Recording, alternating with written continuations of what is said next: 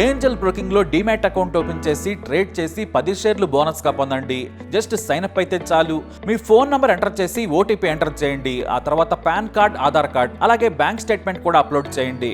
ఆ తర్వాత ఓ సెల్ఫీ, ఓ ఈ-సైన్ చేస్తే చాలు. మీ అకౌంట్ 24 గంటల్లో యాక్టివేట్ అయ్యాక మా నంబర్ కి యాక్టివేట్ అని వాట్సాప్ చేయాలి.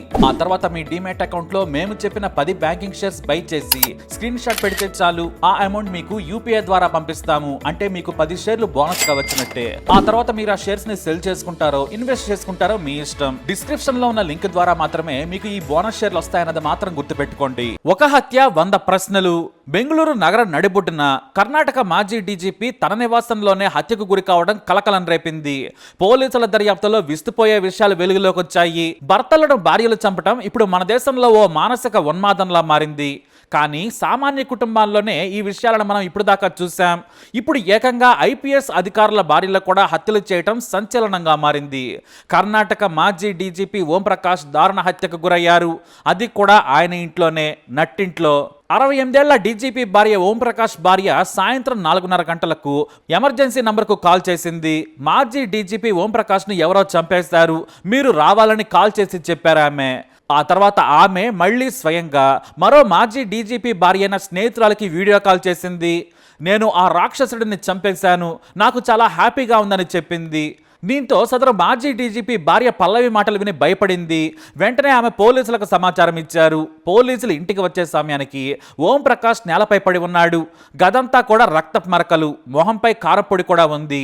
అంటే కారపొడి చల్లి హత్య చేశారని పోలీసులు గుర్తించారు. ఈ విషయం తెలియగానే డీజీపీ అలోక్ మోహన్, బెంగళూరు కమిషనర్ దయానంద్ ఘటనా స్థలానికి చేరుకున్నారు. హత్య జరిగిన సమయంలో మాజీ డీజీపీ భార్య ఓంప్రకాష్ భార్య పల్లవి, కూతురు, అలాగే కోడలు కూడా ఇంట్లో ఉన్నారు. అయితే ఓంప్రకాష్ హత్యలో తల్లికి కూతురు సహకరించినట్లుగా పోలీసులు అనుమానిస్తున్నారు. మరోవైపు తన తండ్రి హత్యపై కొడుకు పోలీసులకు ఫిర్యాదు చేశాడు. కానీ అతని తల్లి మీద మాత్రం కంప్లైంట్ ఇవ్వలేదు. ఇక ప్రాథమిక విచారణ ప్రకారం చాలా ఏళ్లుగా భర్త మాజీ డీజీపీ ఓంప్రకాష్ కు భార్య పల్లవి అలాగే కూతురికి ఆస్తి తగాదాలు జరుగుతున్నాయి.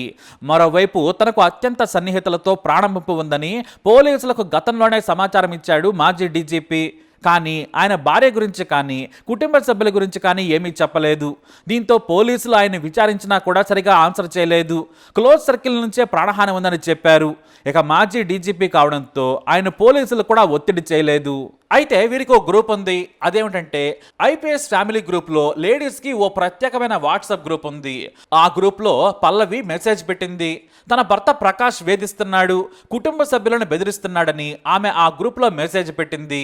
అంతేకాదు తనను రోజు రోజుకు బెదిరిస్తున్నాడు, చంపుతానని, ఇంట్లో తుపాకీతో తిరుగుతున్నాడని కూడా ఆమె ఆ గ్రూప్ చాట్ లో మెసేజ్ పెట్టింది. ఈ విషయంపై పెద్ద చర్చ జరిగింది. వారు కూడా తమ తమ భర్తలకు చెప్పారు. అంటే వారి భర్తలైన ఐపీఎస్ అధికారులకు కూడా ఈ విషయం తెలుసు అన్నమాట. కానీ వాళ్ళు సీనియర్ ఆఫీసర్ అయిన ఓంప్రకాష్ ఫ్యామిలీ వ్యవహారాల్లో జోక్యం చేసుకోలేదు. అయితే చాలా ప్లాన్డ్ గా పల్లవి భర్తను హత్య చేసినట్లు పోలీసులు అనుమానిస్తున్నారు. ఎందుకంటే ఓంప్రకాష్ భారీగా ఉంటారు. అతనితో పెనుగులాటం కానీ పోట్లాటం కానీ ఎదురెళ్లి హత్య చేయటం కానీ అంత ఈజీ కాదు. అది పల్లవికి తెలుసు. ఆయనతో పోలిస్తే ఆమె సాధారణంగా ఉంటారు. అయితే ముందు రోజు రాత్రి తీవ్రమైన గొడవ జరిగింది. ఆస్తుల గురించి వివాదం చెలరేగడంతో తాను చెప్పిందే నడవాలి, నేను చెప్పినట్లే నడుచుకోవాలని కుటుంబ సభ్యులను బెదిరించాడట ఓంప్రకాష్. దీంతో కోపంలో ఉన్న భార్య పల్లవి కిచెన్లోకి వెళ్లి కారపొడి, మటన్ కొట్టే పెద్ద కత్తిని తీసుకొచ్చింది. భర్తతో వాగ్వాదం చేస్తూనే కళ్ళలో కారం చల్లేసింది. అతను వృద్ధుడు కావడంతో మంటలను తట్టుకోలేక తిడుతూ వాటర్ షింక్ వైపు వెళ్లే ప్రయత్నం చేశాడు. సరిగ్గా ఇదే సమయమని పొట్టలో ఓ పోటు పొడిచింది. ఆ తర్వాత కత్తిని తీసి పదే పదే పొడుస్తూనే ఉంది. 1-2 కాదు, దాదాపుగా 60కి పైన. ఇక ఈ హత్య జరిగినప్పుడు కూతురు కూడా అక్కడే ఉంది. మరో గదిలో కోడలు కూడా ఉన్నట్లు పోలీసులు భావిస్తున్నారు. ఇక ఓంప్రకాష్ రక్త పడుకులో పడి ఉన్నాడు. తనను కాపాడాలంటూ 15 నిమిషాలు ఓంప్రకాష్ వేడుకున్నాడట. కానీ భార్య కూతురు ఏమాత్రం కాపాడే ప్రయత్నం చేయలేదని పోలీసులు తర్వాత తెలియజేశారు. భర్తను చంపినా కూడా ధైర్యంగా తన ఫ్రెండ్కి కాల్ చేసి ఐ హావ్ ఫినిష్డ్ మాన్స్టర్ అంటూ ఏకంగా ఐపీఎస్ ఆఫీసర్ భార్యకే కాల్ చేసి చెప్పింది తల్లి. దీంతో ఈ ఘటన బయట ప్రపంచానికి తెలిసింది. మరైతే అసలు భార్య ఎందుకు చంపింది? తమను భర్త ముందే చంపేస్తాడేమో అనే భయంతో చంపిందా, లేదా భర్త బతికి ఉంటే ఆస్తులు తనకు రావని ఆమె హత్య చేస్తుందా అనేది పోలీసులు విచారణ చేస్తున్నారు. ప్రస్తుతానికి మాజీ డీజీపీ భార్య, కూతురు, కోడలు పోలీసుల అదుపులోనే ఉన్నారు. ఓం ప్రకాష్ ను చంపడానికి వాడిన కత్తిని కూడా పోలీసులు స్వాధీనం చేసుకున్నారు. అత్యంత ఖరీదైన హెచ్ఎస్ఆర్ లేఅవుట్ లో ఉంటున్నారు ఓం ప్రకాష్ దంపతులు. వీరికి 3 అంతస్తుల బిల్డింగ్ ఉంది. ఇక ఆ బిల్డింగ్ లో మరో సంఘటన కూడా జరిగింది. ఓం ప్రకాష్ ను చంపేశాక ఆ రాక్షసుడిని చంపేశానంటూ భార్య పల్లవి విల్లా బయటకు వచ్చి పెద్దగా కేకలు వేసిందట. దీంతో అక్కడున్న వారంతా కూడా షాక్ అయ్యారు. వాస్తవానికి గత వారం రోజులుగా ఆస్తి గొడవలు ఎక్కువైనట్లు తెలుస్తోంది. సరిగ్గా 3 రోజుల కిందటే ఓం ప్రకాష్ భార్య పల్లవి ఐపీఎస్ ఫ్యామిలీ వాట్సాప్ గ్రూప్ లో పెట్టింది మెసేజ్. అదంతా కూడా చర్చనీయాంశంగా మారింది. ఇక ఇంట్లో భర్త తుపాకీతో తిరుగుతున్నాడట. భార్యను కుమార్తెను చంపేస్తానని బెదిరిస్తున్నాడని ఆ మెసేజ్ లో చెప్పింది. భర్తపై సుమోటోగా కేసు నమోదు చేయాలని ఆ గ్రూప్ లో డిమాండ్ చేసింది. కానీ ఎవరో కూడా పట్టించుకోలేదు. సీనియర్ ఆఫీసర్ కావడం వలన ఎవరో కూడా అతని ఫ్యామిలీ జోలికి వెళ్ళలేదు.